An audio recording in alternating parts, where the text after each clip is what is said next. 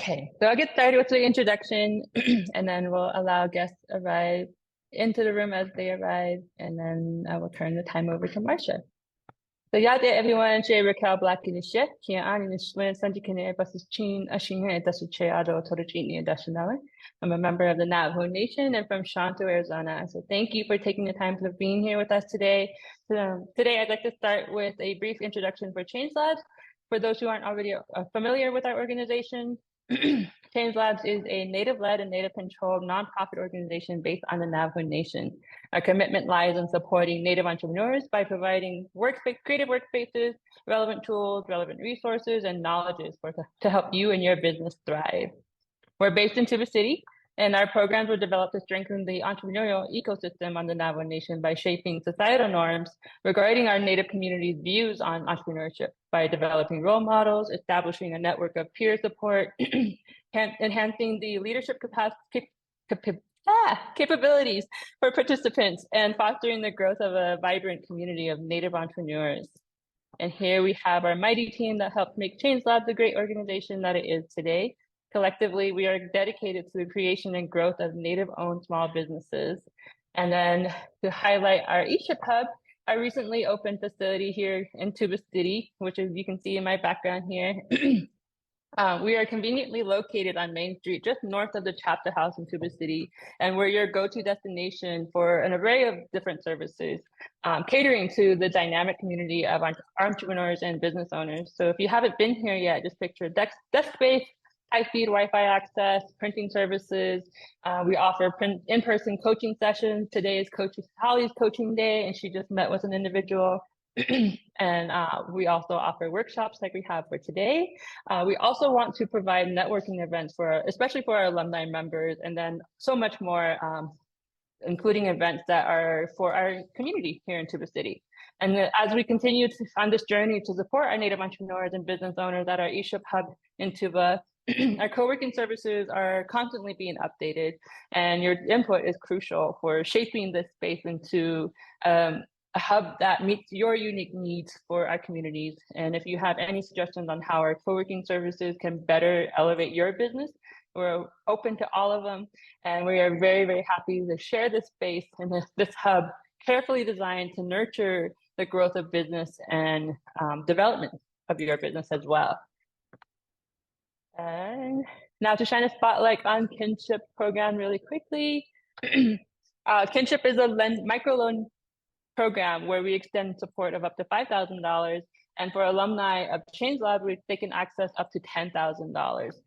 The program is led by my colleagues Christine Laughter and Swervosky Little, and they offer a program of comprehensive financial education with personalized business coaching throughout their program. Our Kinship cohort is currently underway, and then we also have an application process that's open right now and closing at the end of this week, March 4th. I'm sorry, 1st. Let me just admit a little more people in. The exciting thing about our current cohort going on that started last fall, early winter last year, is featuring 19 dedicated business owners, and they're all set to receive over $156,000 in loans to fortify their business. Notably, 14 of that group are alumni of Change Labs, which is really, really excitement. The applications, like I said, are open right now. And don't worry if you're not prepared for this application process yet. Christine does have some coaching, one-on-one appointments available today, and tomorrow will be the last days for any information you would like about Kinship. And then they will have more cohorts later on this year. So please keep a lookout for those announcements. And we'll talk about coaching a little bit. We do offer free business one-on-one coaching appointments with all of our business coaches here at Change Labs. The appointments can be held virtually over, we will host them through Google Meets, and then you can also dial in, or you can come here to our space and meet with your coaches one-on-one. They're available on Tuesdays from 11 a.m. to 5 p.m. Mountain Time, and they each have their own area of expertise, depending on the kind of support you're looking for your business or your business idea. And then you can find more information on each of these coaches and book your appointment with any one of them at the link here at nativestartup.org/events. All right. I apologize if I was talking too fast. Now, before we get started with our guest speaker for today, I'd like to touch on our workshop etiquette again, and how we can be respectful of our guest time today during her presentation. We do ask that you stay on mute during the presentation unless you're called upon, but please feel free to populate the chat box with your questions, and we'll make sure to get to them before we end our session today. And then another reminder, our session is being recorded today and will be available on our YouTube channel later this week, actually, whenever it gets uploaded to YouTube. All right, this is the part I was looking forward to. I'm gonna brag about Marsha a little bit. So we are introducing Marsha Greyeyes of Change Labs. Marsha is one of our awesome business coaches and workshop leader for today's session. Her passion lies in building successful and sustainable infrastructure on native lands. She's holding an MBA from Grand Canyon University, and she blends her academic background with on-the-ground experience working at the community level, especially our home community level of Shanto. Her commitment lies with enhancing the quality of life on Navajo and Hopi nations is really, truly inspiring. And she's currently serving as our Director of Finance here at Change Labs. Marsha brings an amazing wealth of knowledge and a unique perspective to our team here. And we're really, really happy to have her here. And then fun fact, she's from Kyberco, Arizona. And we will be talking about revenue, generating revenues and the models that you can use and take advantage of. So think of, have you ever thought about finding ways to make extra money with your business? You know, diving into different ways to earn income, checking out different customer groups and figuring out the best prices for your stuff, your product or your services.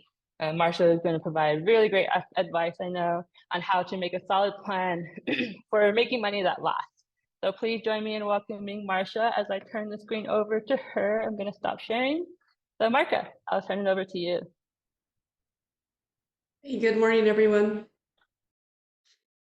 Marsha Greyeyes in a Fitla Chini, Glizzlin and Schlingo Torachini, Mashichin, look out and then the Shichi, the Oshin, the Shanala. I'm from Shanto, and just an update on my location. I currently live in Tuba City, also in between Tuba City and Shanto, I should say, because I go back and forth quite a bit. I am going to cover a little bit about their revenue models and pricing strategies and how they work together to build a sustainable business as far as revenue streams are concerned. So revenue models, I think we're all familiar with revenue models to a certain degree in terms of the things that we buy, we sell, or we're part of throughout our time as consumers and also as business owners. One of the things that plays a huge role in figuring out what your revenue models should be has to do with your business plan or your business model. So you should understand that business models come in a variety of different brands, sizes. One size doesn't fit all. But for Change Labs, we use the business model canvas. And what that touches on is for us, it helps generate what value a business is trying to sell, for example, to their customers. It's important that we understand business models because they contain information that will ultimately help us with our revenue streams here. And revenue streams are the life of the business in terms of the money that keeps you going as a business, and also the money that pays your employees and so forth. So there's a few things that I would like for you to understand throughout this whole interaction. We're going to cover different types of revenue models that are out there in the world. You just have to remember that there's more than one type of revenue model. So when we're focusing on this particular revenue, we have to remember that One of the things that you probably hear in a lot of talks is that cash is king or cash is oxygen for a business. Whether that's diversified, there's also different types of payments that are in play through different interactions between business and customers and business to business interactions. So here are examples of the type of revenue models that you may have been subject to in the past or still are as a consumer and even as a business owner. So if you're looking at this, there's 5 questions that you should be asking. Who pays? Is it always the client, or in this case, the customer? So if you're looking at this model, you'll notice that there's an advertiser revenue model. This is primarily used by huge organizations such as Facebook. And for example, they have a large customer base and they're able to get revenue from advertising ad spaces. Other examples are television, broadcasters, and newspapers. And then there's the sponsor, like who sponsors, who's actually paying. If the customer cannot pay, then who's paying for the services or the product that is being purchased. And then there's the insurance, when there's a claim that is made. Maybe the customer needs some legal help, or maybe they need their car repaired, then the insurance is the one that pays out. So when you're thinking about different aspects of your business, you should consider who is paying and what sort of services are they needing or wanting. The other is what is paid. Is it always money? There's a way to pay through data. So let's say that you signed up for a social media website or web page. Again, I'll use Facebook or Instagram, for example. And TikTok is another example. So what they're doing is allowing you to use their platform for free. However, you are paying through data, meaning that you're giving up your information, and they can turn around and sell that to third-party vendors or study your habits or whatever else that is out there. So that's a way that you pay for a certain service, even though on the surface level it looks like it's free. The other is activities. What activities can you do to receive something in return for the effort that you put in? Some examples of that is maybe filling out a piece of paper to, again, sort of like collecting data, or you're performing a service for a supplier. Maybe if you look at for example, TikTok ads, you have people that are getting free products, but also at the same time pushing that product onto other customers through reviews and so forth. And then there's shares. You pay by giving a part of your future revenue. You'll see a lot of this in bundle pricing, in terms of like, if we bundle this is how much it would cost. Or if I have, for example, maybe a construction company, I have $15 million and I would like to build, I'm going to use an example, hotel. That's all the money I have. If you can get it done early, then I'll pay you a bonus on top of that. Or maybe more or less, it's result oriented, meaning that the end result is the biggest factor. For what is paid, it is always the product. Is it always the product? So if you take into account, we may use products for just a short time. Example is something that you would use per use. Per use meaning that you only use it for a short time. Examples of that are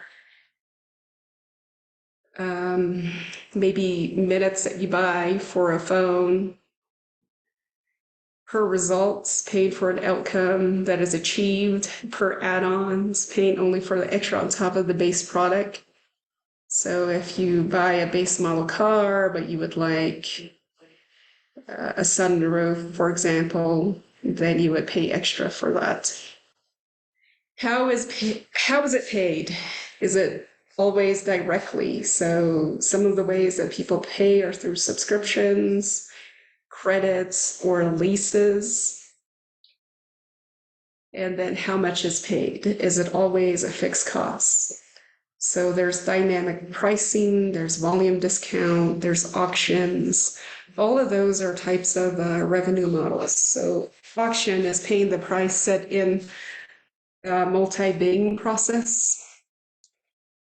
Volume discount is paying a price calculated by the volume of products sold, and dynamic pricing is calculated by time, place, and demand. Some things to consider when you're looking at ways to price an item or to figure out which type of revenue model you want to use is the geography, the demographics, the psychographics, and the behavior of the customers that you are aiming to attract to your product, your brand, or your services. One of the things that you may have heard also over the years is that price is psychological, and it's also flexible. So two things you have to keep in mind when you're working on your revenue models, figuring out who you're selling to, what their habits are, what is it that you're trying to achieve when you're introducing or maybe even trying to stay competitive in the market.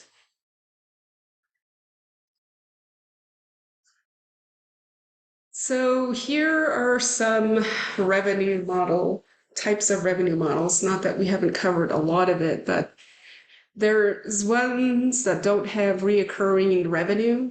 These are the one-time fees. These include like retail stores, clothing, and products or services, consulting fees that are used only once and doesn't require continuous updates or maintenance. I guess one example that I could use as something to learn from is a case, for example, that shows some shortfall in not giving too much thought to a revenue model. So consider this. Let's say that a solar company installed several free solar panels that was funded through a nonprofit organization. And they made an agreement with the customers that they would be maintaining these solar panels throughout a certain amount of time, maybe a year or two. Let's say that it's 5 years later and these solar panels start deteriorating. Maybe the batteries don't work as good anymore. One of the things that might be helpful if the solar company wanted to be one and done, meaning that that's the only thing they're going to set up and they're not going to bother with selling any more solar panels, then I would say they fulfill their obligations because they don't have a repeat customer. But if they wanted to continue getting some sort of recurring revenue from this, which is the next one, meaning that their customer comes back to them, they would set up their revenue models to kind of accommodate that. Maybe they have a monthly fee that is paid to them when eventually these components of the solar panels decide to fail. They can send a maintenance person out there or service the batteries or replace the batteries. So kind of putting everything into perspective, these are some uses of revenue models that help you figure out which portions of your revenue streams you need to fine tune so it accommodates the customer. The other is, of course, I touched on it, recurring fee. That's probably the most desirable model out of all of them in terms of you want to have repeat customers because it's better for a company's bottom line. Project revenues are things that pertain to large projects. They're usually one lump sum payments. They include consulting firms, freelancers, contractors, and other agencies that offer specialized services or expertise overall. And usually the products are well defined, the scope of work is defined, objectives, and also deliverables. And they're tailored to the specific requirements of the customer. And it's usually a one-time payment, as I've stated before. It's usually dependent upon the task or the project itself. It could range from a few days to several months or even years for this particular revenue model to be in use, I guess. And then most of it is centered around building a good relationship with the customer, mainly because a lot of these companies operate by word of mouth, or they hope that the client or the customer has need for their services somewhere down the line. And some of these are marketing and advertising agencies as well, architects and engineering firms, and so forth. So, monetizing your product or services. So we talked a little bit about some revenue models, an overview of the 4 basic ones and what they give rise to. The ones that we're mostly familiar with I guess, as consumers is the asset sales model. This is also called the unit sales model. There's also brokerage, licensing, leasing, advertising, pay-per-use subscriptions, and so forth. But you have to understand that this is only 7 that's listed here. There's many combinations, many different ones, and it'll take us longer to cover those. But in the interest of time, we're just going to concentrate on a few of them. Asset sales, for example. These are per unit sales, meaning like it's a one-time exchange, a transaction. These include things like appliances. You could also pay for extra on top of the base price, for example. Some of these include upgrades, premium pricing, or maybe you pay less because maybe it's a liquidation, or maybe it's a refurbished piece of equipment. These normally are one-time transactions. Some examples of businesses that commonly use this asset sales revenue model include retail stores, manufacturing companies, companies that sell obsolete equipment, technology licensing firms that sell patents, real estate developers and that sell property, and artists or creators licensing their work. So those are just some examples of asset sales. Brokerage fees. These are companies that primarily act as the middle person to facilitate transactions between the buyer and the seller, and they charge a fee or a commission for the services they provide. They act as middlemen connecting parties to buying or selling goods, services, or assets and earning revenues through brokerage. So their fee structures is typically based on the value or volume of the transactions completed. And they also want to build and maintain strong relationships with clients, including buyers and sellers and other stakeholders, because it's crucial to generating referrals and fostering repeat transactions. Some of these businesses that you might be familiar with are listed here: NetJet, Xtrade, Airbnb, State Farm, WeWork, Fidelity, etc. And they represent different sorts of businesses that normally use brokerage fees: stock brokerage firms, insurance firms, travel agencies, co-working space, marketplace for lodging and so forth, travelers. Licensing fees, excuse me. This is a fee revenue model that's generated from allowing someone to use either your brand or your music or something that's an intellectual property. And their fee structure is an upfront payment, ongoing royalty payments, or usage or sales fee. They can be exclusive or non-exclusive, meaning that they can give granting a sole right to a person to use their assets within a specific territory or market segment or amount of time.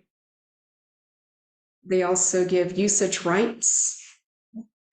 And some companies that use this are software companies licensing their applications to businesses, like technology firms, content creators, franchise licensing, and manufacturing licensing companies.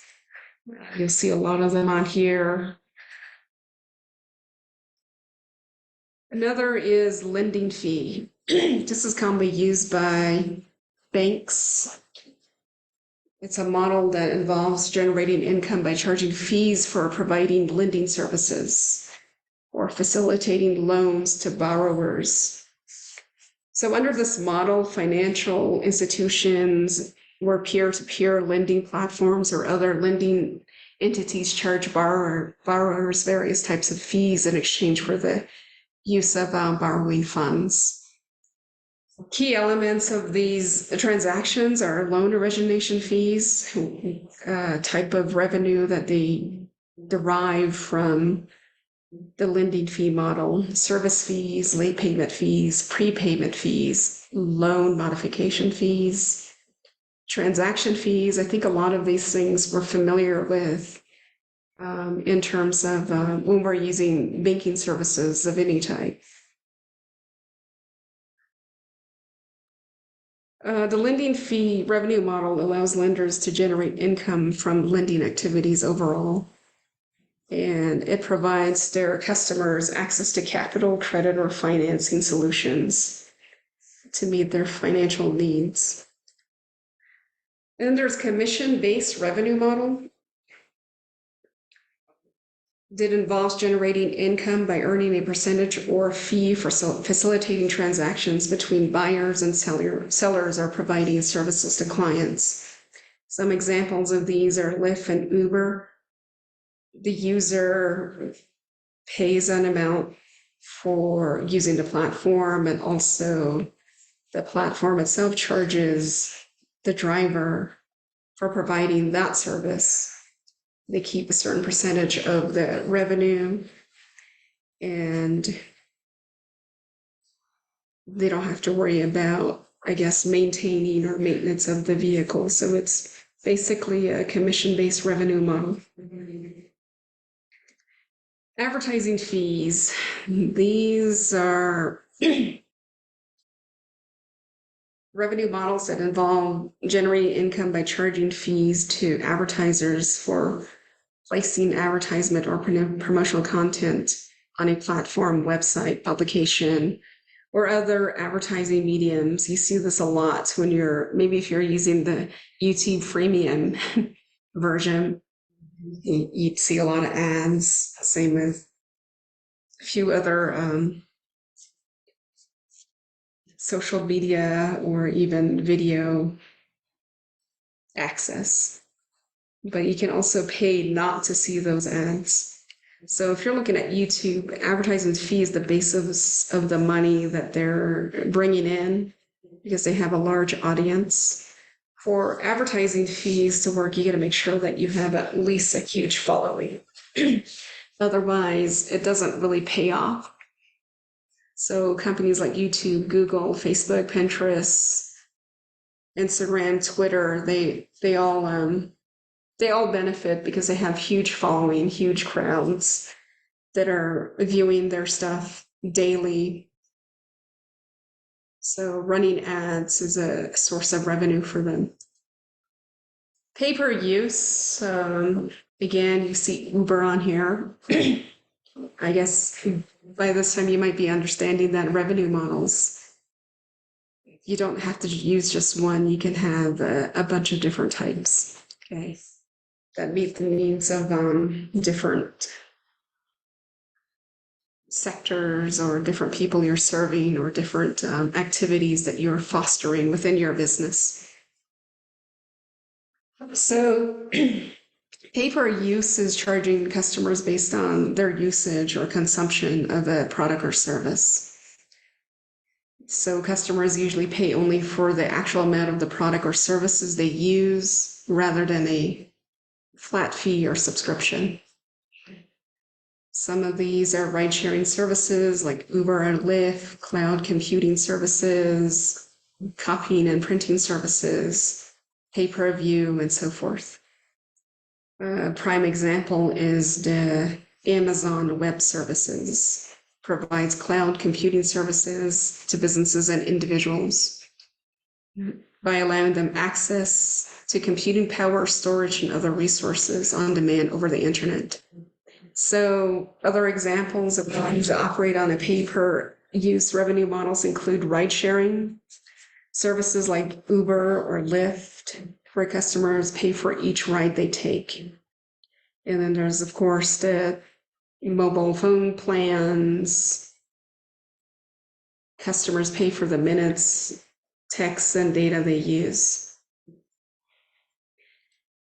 Next one is subscription model. This has been taking the world by storm in the last, the last century, I guess. You have you charge customers at regular or recurring intervals a certain price. What this does for the business is that they can forecast how much income they would be making over a certain period of time. The customer agrees to pay a subscription fee. They have access to the services. They might have tiered services, meaning that there's different levels and features depending on the type of subscription you have. Retention and renewal for subscription services is essential for keeping your revenue stream coming in. Companies use this strategy through offering discounts or promotions. You might see when you get online, maybe a 7-day trial for $4.99, and thereafter it's $19.99 a month or something like that. I see a lot of those personally. And then there's a customer experience.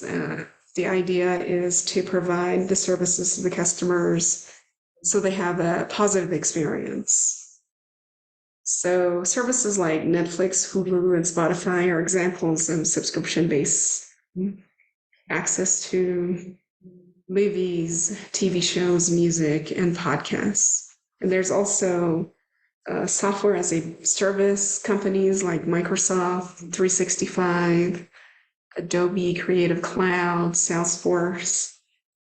One of the ways that I've noticed Microsoft 365 and other companies like it are kind of locking down their customer is, even though they're maybe paying month to month a subscription fee, they have implemented expiration date. So let's say that you have to be locked into this subscription type revenue model for a period of time, whether it be 6 months or 1 year.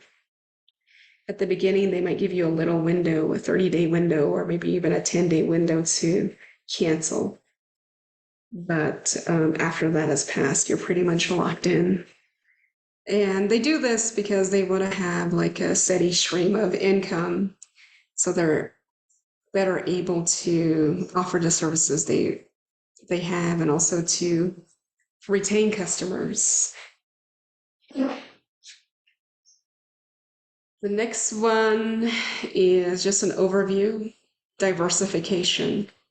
Multiple revenue models used in software industry, or it could be any industry. There's a transaction model. It's a transaction models meaning that it's money that is exchanged directly by selling. And you have a list of items here.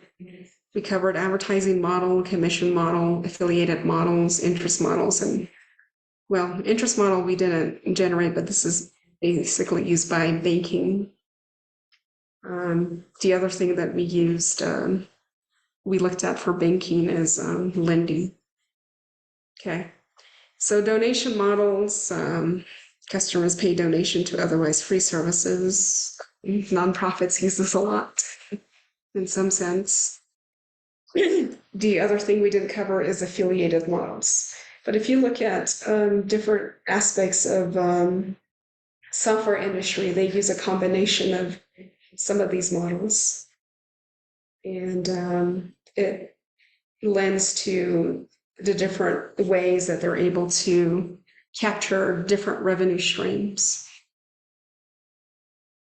So some things to consider if you're looking to explore new revenue streams or optimize existing ones or brainstorming alternative pricing, you look at some of these things. What is your main goal? What is your intention? So one of the things that you need to realize is that it comes down to what your main objective is. Are you trying to meet a new demand? Are you trying to scale your company?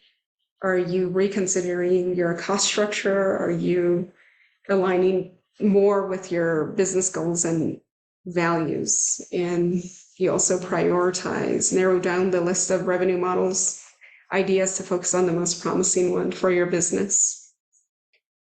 The other is you could develop prototypes or simulations of the selected revenue models to test their effectiveness. And the other is that you can always change it out, try a new model, and or you can use a combination of it throughout the year or duration of your business. So basically, the idea is that it's flexible and you're not locked into one type of revenue model. And as your business grows, you can also use a combination of different ones or change it out. So that's an overview of revenue models. Is there any questions on revenue models before we move on to the next portion of this presentation?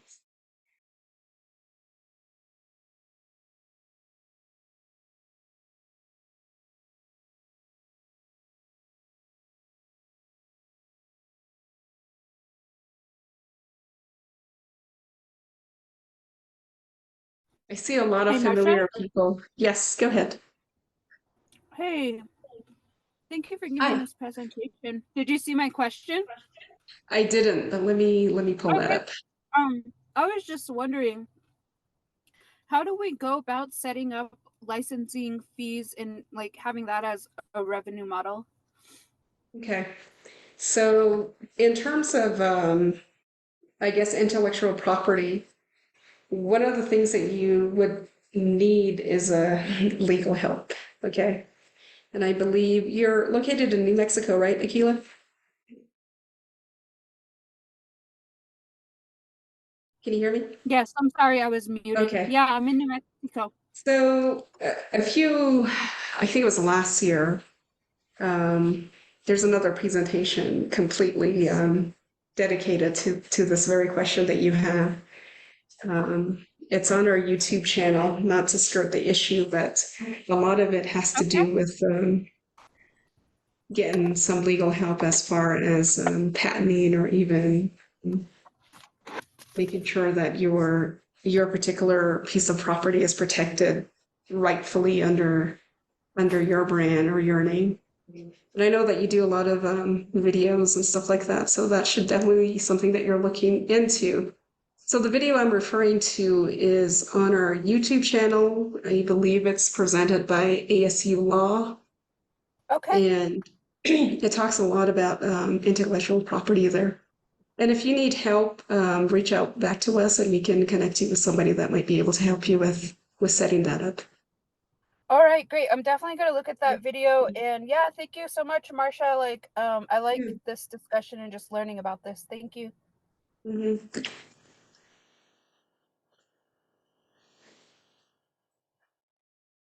Is there any other questions?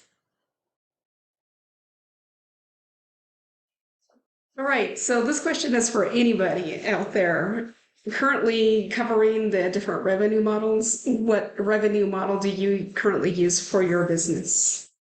And this question is open to anybody.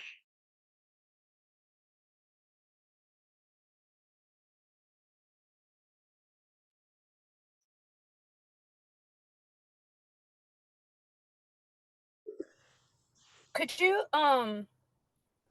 I can't remember the exact term that you used. Could you go back a few slides so I could just see the revenue models, just like go through them?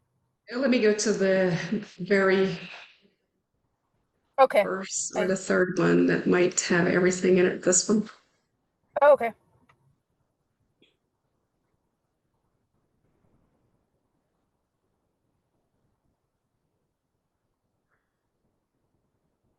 And it might not be this. I mean, a lot of us use different revenue models and we're not aware that it's a type of revenue model.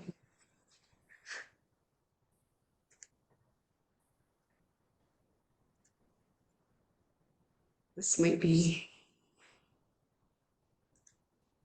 Does that one work better? Yeah.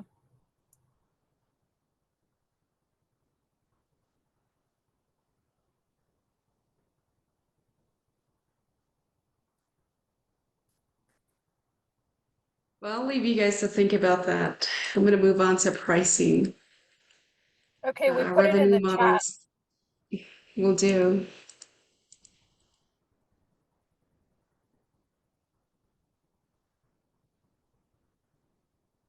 Someone put one-time payment, and then I put sponsor sales. Okay, cool. Thank you.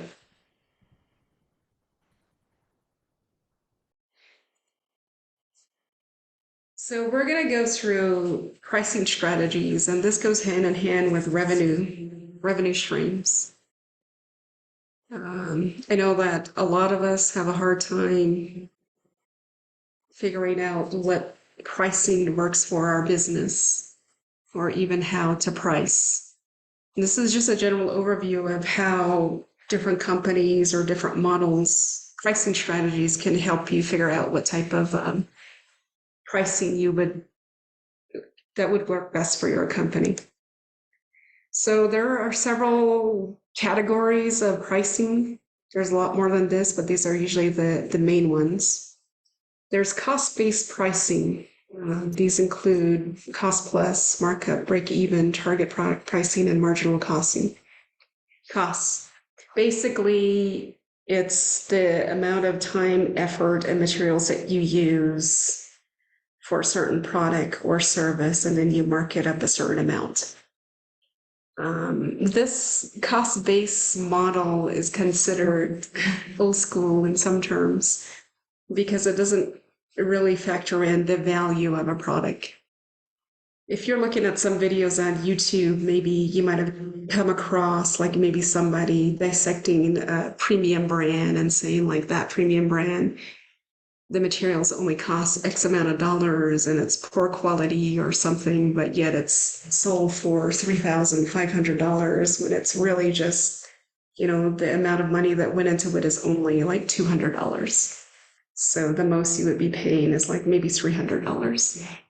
So when you think about that kind of pricing model, it it bears a lot that it doesn't cover the value of a product, meaning that the perceived value that the customers put on that particular product, whether it be because of the brand or maybe it's a certain lifestyle that they're buying, for example. So there's the intangible aspect that is not considered. Then there's demand-based pricing. We'll talk a little bit more about that. And what that is the opposite of cost-based pricing, meaning it's value-based pricing. Some of these include premium pricing, setting a price high for the product, price skimming, penetration pricing, dynamic pricing, freemium pricing, and so forth. And then there's competition pricing, meaning that you are reacting to the price of your competitor, or you're offering a discount or a premium rate or a going rate, and you're consistently monitoring your competitor's pricing and you're basing your pricing based on that. There are other types as well. There's psychological pricing, bundle pricing, dynamic pricing, and so forth. One thing you have to understand is that pricing is psychological. It runs the basis of a lot of these things. And one of the things you have to understand, just like with revenue models, is what are your customers' habits? What are their behaviors? What is their income level, their demographics? What do they look like and who are they? And based on that, you can also figure out which pricing model works best for you. So how will you price and what is your price? One of the things that you have to keep in mind, again, is that the psychology behind pricing. You have the production costs. Yeah, you could mark up your product based on that. But you have to remember that there's 7 steps that is helpful. Your price, make sure it's flexible. Always use different pricing methods. Apply psychological pricing. And we'll go a little bit more into this. Observe your competitors, let your customer decide. Include all costs and be goal ready. So when you're examining pricing, make sure that you understand your target customer and consider their unique value. What do they value most? And that can also help you determine pricing.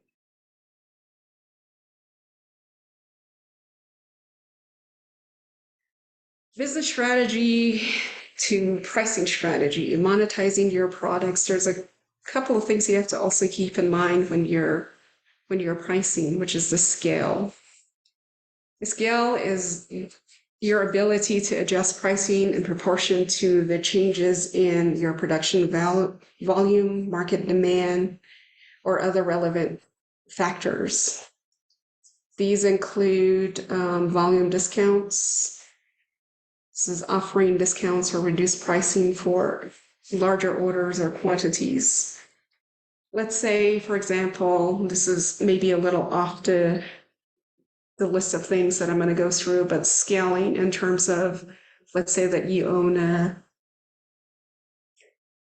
Airbnb, or a travel agency or a company. You're looking for more people to travel to a certain location, or the demand is low, for example, maybe for an Airbnb. You want to offer pricing that will attract the visitor to your location.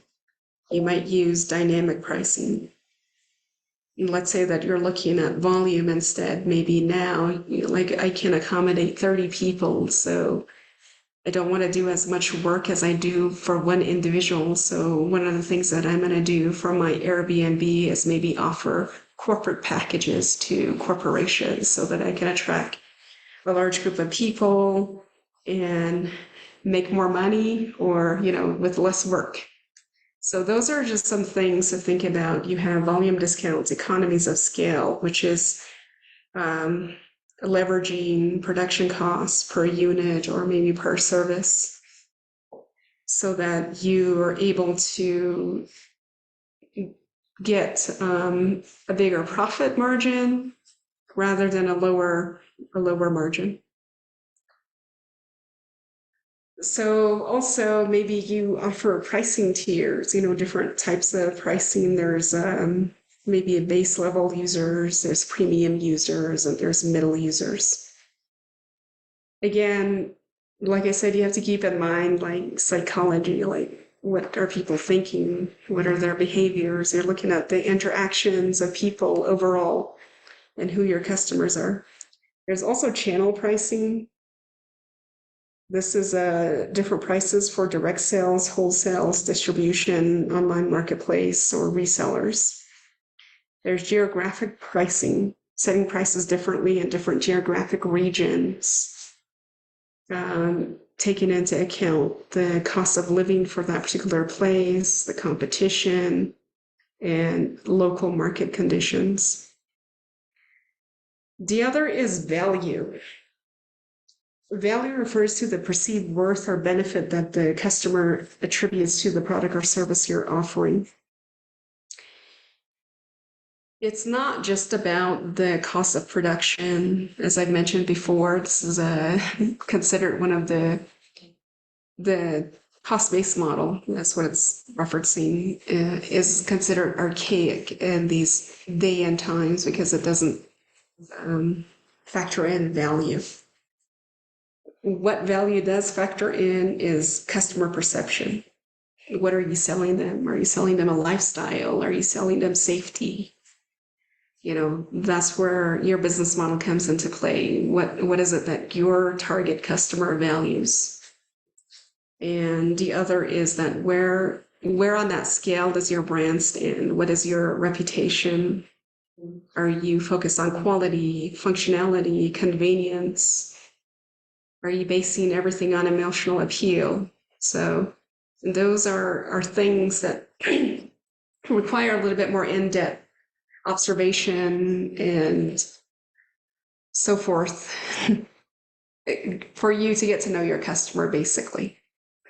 The other is differentiation, which is highlighting the unique features of a service or product compared to alternative ones. Customer needs and preferences, understanding what your customers prefer, what their pain points are, and then basing the value of your service or product on their needs. There's also problem solving. What problem are you solving?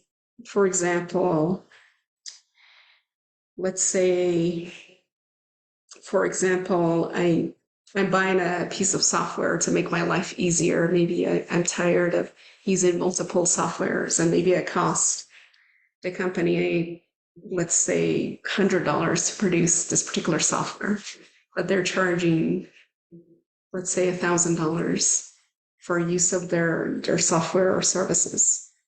They're basing that on, they're solving a problem for me, and they're basing their price on the value that it adds to what I'm looking for. And I may be a customer that's looking to save time, and this particular piece of software does that for me. So I would be basing my perception, my perceived value on the time it's saving me versus the amount that I'm comfortable with paying.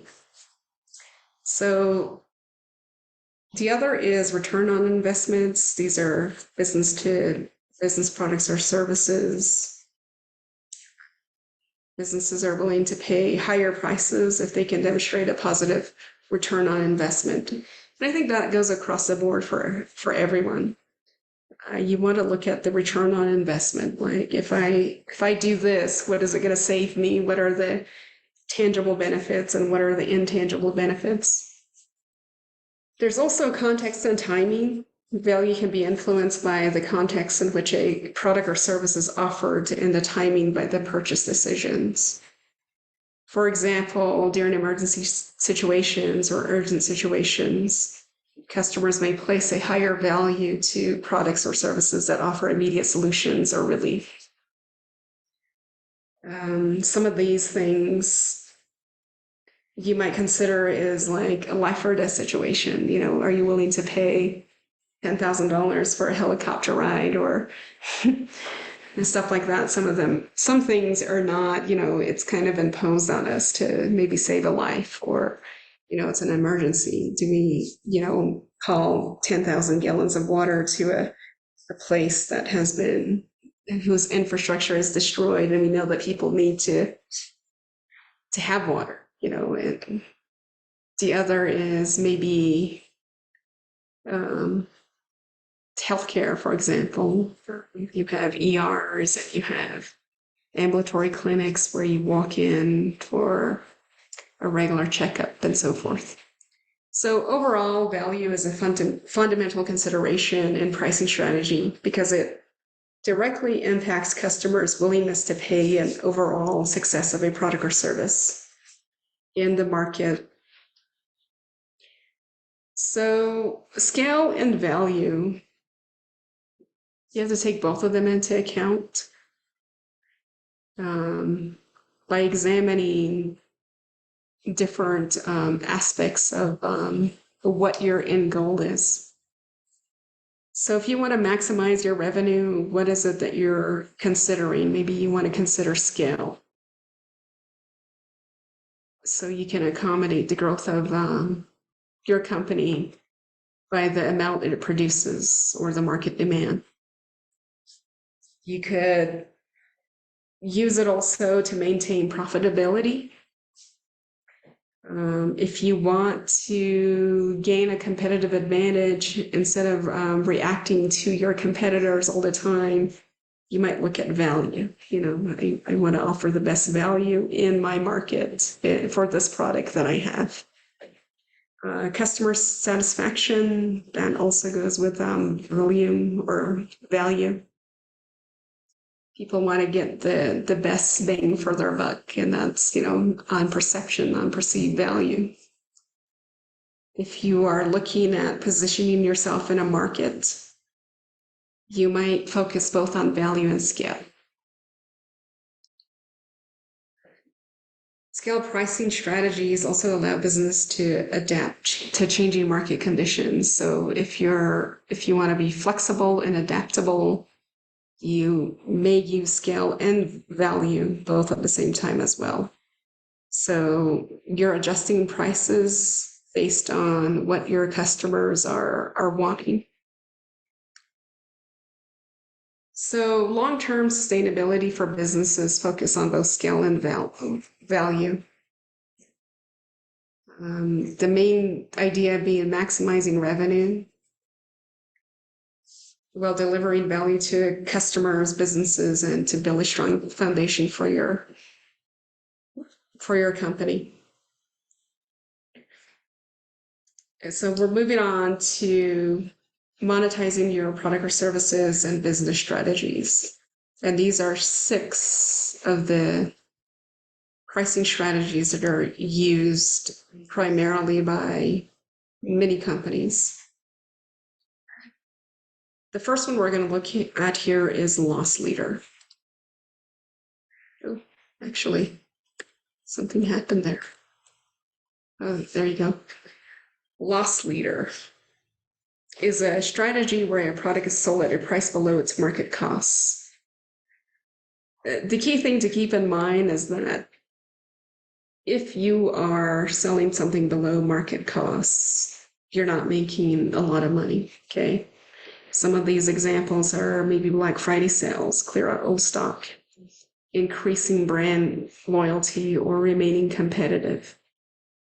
Examples of businesses that use loss leader pricing strategies are grocery stores. They may sell certain staple items like milk and eggs at a lower price, or during Thanksgiving, they might price their turkey low, but everything that goes with it is at a higher price, so they can make up for the amount that is lost in terms of Their real objective is to get someone through the door, to draw customers into their store.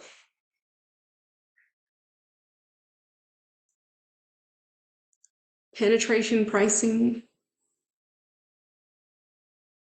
This is a strategy where a product or service is initially offered at a low price to penetrate the market, meaning that, the market may be saturated, meaning that there's a lot of people offering the same services. Or it could be a new service, okay? An example of this is a video streaming service like Netflix. When it first started out, it offered marginal pricing. And once it took off, they started, upping their prices. After they were able to get their foot in through the door, they started making adjustments, competing with traditional cable TV and so forth. Premium pricing is a pricing strategy where a product or service is priced higher than competing offers to reflect its superior quality, exclusivity, or perceived value. Examples of businesses using premium pricing are Apple products, iPhone, MacBooks, Apple Watches, cars, luxury cars. These are examples of premium pricing. And basically, people are buying a lifestyle in some sense, okay? They may not have the best options, but they have a brand that is associated with a premium quality, and that's how their pricing is structured. Price skimming. This is mainly used by innovative inventions, I guess. And it sets a high initial price for a new product or service, and then it gradually lowers the price over time as the main demand for product starts to go down. Its thought process behind that is to maximize revenue from early adopters and customers willing to pay premium for the novelty item or the exclusivity of having a certain product ahead of time.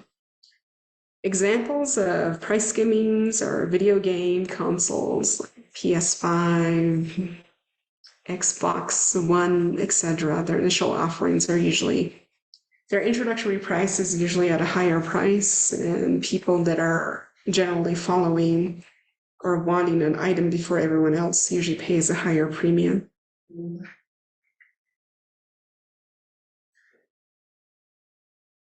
Other examples are new phones, iPhones, or other phones that are offered at a higher price. Freemium pricing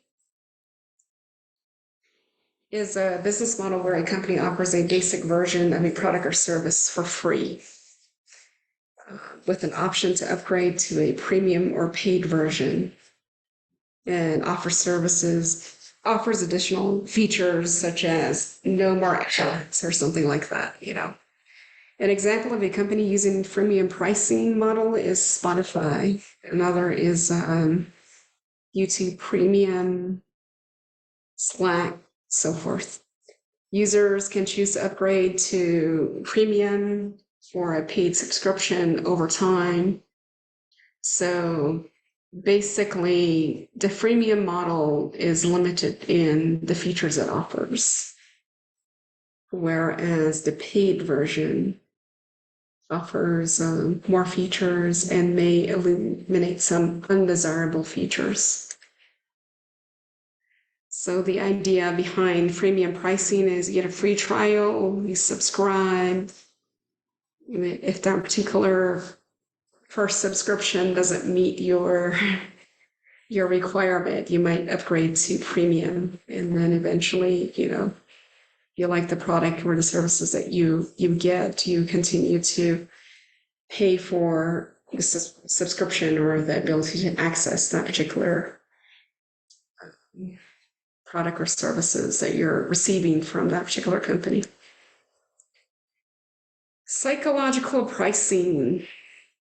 This is a strategy that's used by companies, and there are a lot of different types of psychological pricing.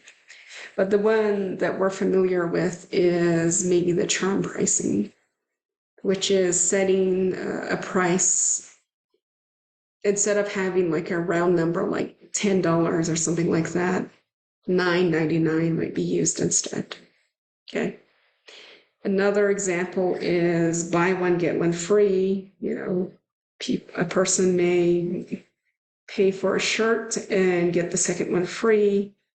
But again, I mentioned that all pricing is psychological in some sense, because you have to understand the psychology, understand the person and their thought process to be able to find what works for them. But the buy one, get one free shirt or item might include like double the price of a shirt, and then essentially you're already paying for 2 shirts and you get the other one free. I mean, a lot of these promotions kind of bring people in, and the perception here, like for charm pricing, is that $199.99 is less than $200. A lot of people only look at the first number here, and they automatically think, okay, that's cheaper than the other price of $200. So examples of businesses using psychological pricing are retail stores, particularly in fashion industries, and various other subscription tactic models that you see out there, like $9.99 for a monthly subscription or $11.99, prices like that. That kind of draw us in versus maybe a straight $12. Static and dynamic pricing is static pricing is fixed, meaning that this particular price of an item or service does not change. No matter what the market conditions are, no matter demand, it stays the same. And this is primarily used by traditional retail places.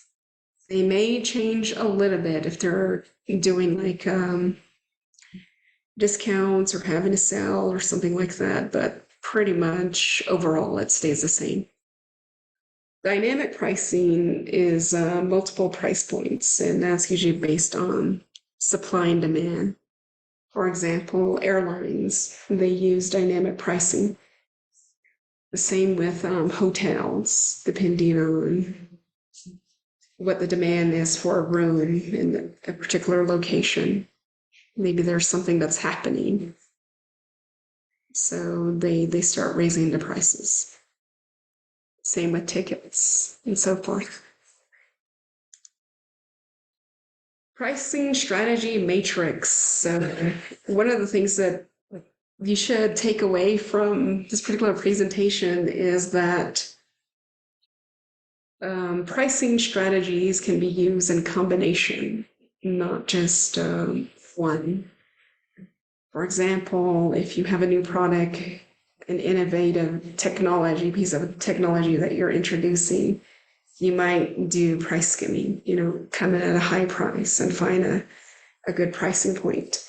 You have to remember, though, that a lot of the price skimming that is used is basically for very new products or new things on the market. Okay, doesn't really work for everyday pricing. Premium pricing, we're familiar with that. These are luxury items, even luxury services, hotels, items such as purses, cars, etc. Loss leader, this should be used occasionally. You shouldn't be using it all the time unless you're a grocery store. They have certain sales throughout the year, maybe major holidays, or Or maybe they just want to draw more customers in. Maybe a new grocery store opened and they're selling milk for $1.99 and they decide that, oh, we're going to sell ours for, $1.90 or $1.89 or something like that. That's just to make sure that they maintain their market position. Penetrating pricing, this is for emerging into a new market. Let's say that the place that you open your business is saturated with different competitors. For example, maybe you're in Tempe, for example, and you decide to open an Airbnb. What is you want to get a foothold in the market. Maybe you just want to be seen out there. Maybe your main objective is, I want a lot more people to book my room or my offering. So I want to price mine at my particular place at $100 a night, when the going rate is maybe $150, the lowest rate. And once people start booking, you raise it up. Eventually, a lot more people know about that particular location, and that's a good location, and you start pricing, higher based on demand. Okay, going back to pricing strategies plus revenue models. Touched on this a little bit in terms of using a mixture of it. So revenue models plus pricing strategies, they're a little bit opposite, but you could use loss leader with advertising. You could use freemium plus subscription. You see this a lot in software companies. Loss leader plus advertising, grocery stores, in terms of like, we're having a sale for the 4th of July, and the meat products are heavily discounted, but maybe other items are higher. Maybe the hot dog is less, but the steak is more, something like that. So they release advertising related to that particular sale.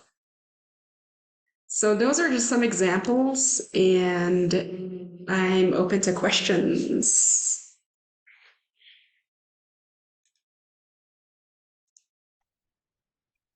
Okay, Marsha, there are a few questions in the chat.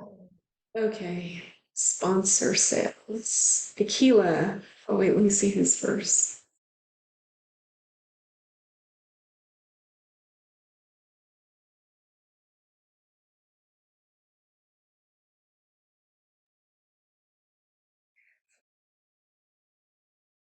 Tequila, can you explain a little bit more about what you're looking for?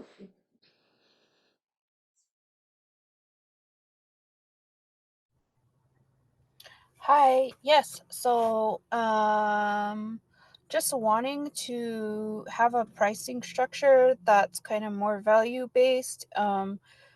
Maybe something a little bit along the lines of like a premium value proposition type of base, just because there's like a lot of like valuable information in the content produced, and then within like the augmented reality apps and stuff like that.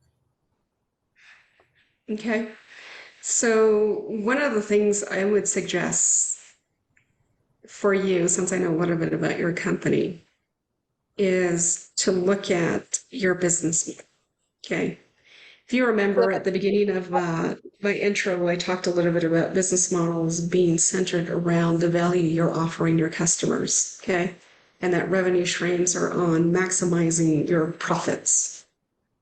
So when you're looking at it from that perspective, what type of value are you offering to your customer in terms of looking at your customers' habits? So this bears a little bit more discussion, but I'm going to answer it as best as I can for the amount of time that we have. So let's say that, for example, I guess the best that I could come up with off the top of my head, though I reiterated it enough, is YouTube.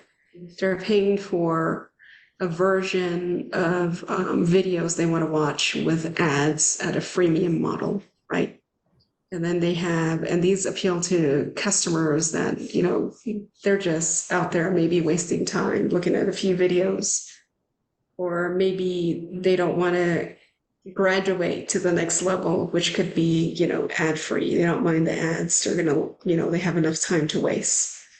Then you have the middle customer who doesn't want to really look at as many ads, but want to look at, different types of videos throughout the whole process. And the last one, the premium user, they're not about the ads. They're about the content that is held within YouTube's, I guess, array of things that they are offering. They're focused on a certain product. They want to know more about certain things without ads, without interruptions.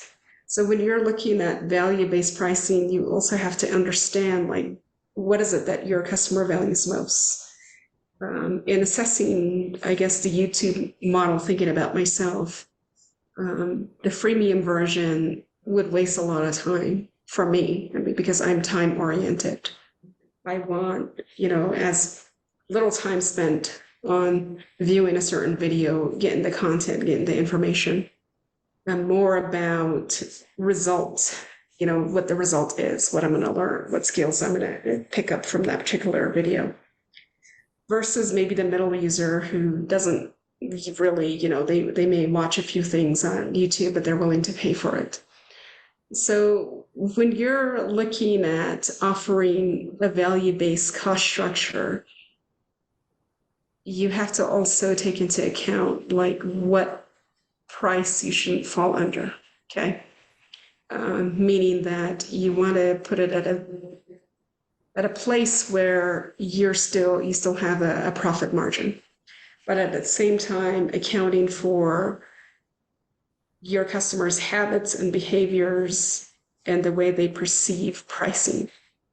So when you do have a chance, Akila, set up an appointment with one of our business coaches, and we can go through this if you're willing to.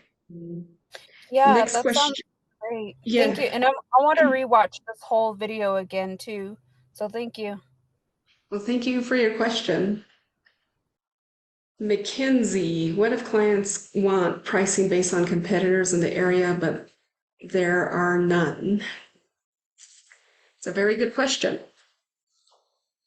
You can set your price to whatever you want. There's no competitors in the area. One of the things that I learned in pricing is that if a certain customer does not want to pay your prices, are they really needing your services? I think one of the ways around this is to price using bundles. So you give like a low price, a middle price, and a premium price. So if somebody says, oh, I don't want to, you could say my lowest bundle is this. This is the features I have, and it's $10.99.